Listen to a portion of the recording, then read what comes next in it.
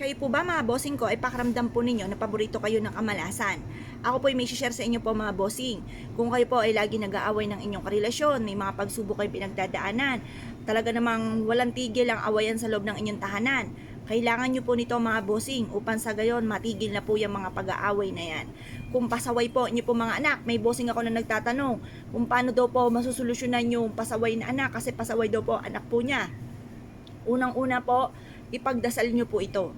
Ipagdasal nyo na mabago po siya ng kanyang kaisipan, gabayan po siya ng itaas para hindi po siya mapahamak. Pagkatapos mga bossing, subukan nyo rin po ito. Kasi ito pong sile mga bossing ko, strong relationship ng family.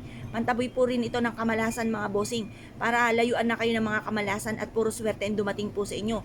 Pero lagi po tatandaan mga bossing, wala pong taong walang problema. Lahat po yan ay dumadaan sa mga pagsubok. Kaya kailangan po natin ng bukod po sa panalangin ng taimtim, ay subukan po ninyo ang mga gatong mga pamamaraan para masolusyonan ang mga problema. At kung kayo po mga bossing ko ay napakarami mga pagsubok na pinagdadaanan, walang imposible mga bossing, lalo-lalo na kung ikaw po ay masipag. Subukan nyo po ito mga bossing, at kayo po mga bossing ko ay lalo-lalo na kung kayo po ay hindi nakakalimot magdasal, yan ang numero 1. Tapos sabayan nyo po ng ganito. O, kumuha po kayo mga bossing ko ng isang shot glass, isang maliit na baso. At pagkatapos mga bossing ko, ilagay nyo po ito mga bossing ko ang ating sili. Pagkatapos, kumuha kayo ng isang malinis na papel, isulat nyo kung ano yung hinanaing nyo sa buhay. Halimbawa, lubog sa pagkakautang. O laging kapag yan na si Judith, yan ang bayarin, namumblema na. Para hindi tayo lagi namumblema, subukan nyo po ito. Tapos sabayan lalo ng sipag at syaga, pananalig sa mahal na Panginoon. Kung kayo po may problema sa inyong karelasyon, may mga tuksong hindi maiwasan, subukan nyo rin po ito. Ganun din po mga bossing ko, kung kayo po ay may problema sa inyo po mga anak, subukan nyo rin po ito. Idasal nyo po dyan at isulat sa isang malinis na papel ang lahat ng mga hinanaing.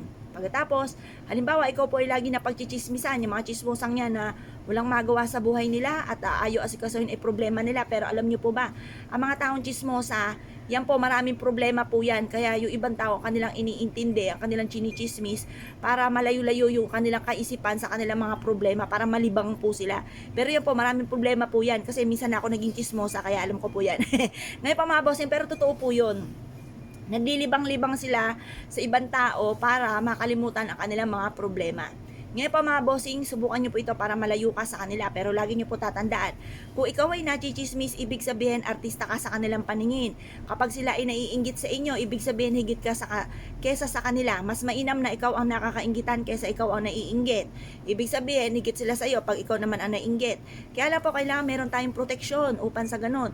Manalangin man sila ng masama, gumawa man sila ng kasamaan, ay talbog kagad sa kanila. Hindi tatalab sa inyo, kaya kailangan nyo ng proteksyon. Isulat nyo na lahat-lahat ang mga nais po ninyo na maganap sa buhay po ninyo at ilagay sa baso na kagaya na akin nabanggit, sa isang shot glass o sa isang maliit na baso. Ilagay nyo rin po ito mga bossing, at pagtapos ay ibilad ito sa sinag ng araw makalipas ang alas 8 ng umaga. Ilagay nyo po ito at yung baso nga po ninyo na may ipit na mga wishes sa mataas na lugar kagaya ng altar.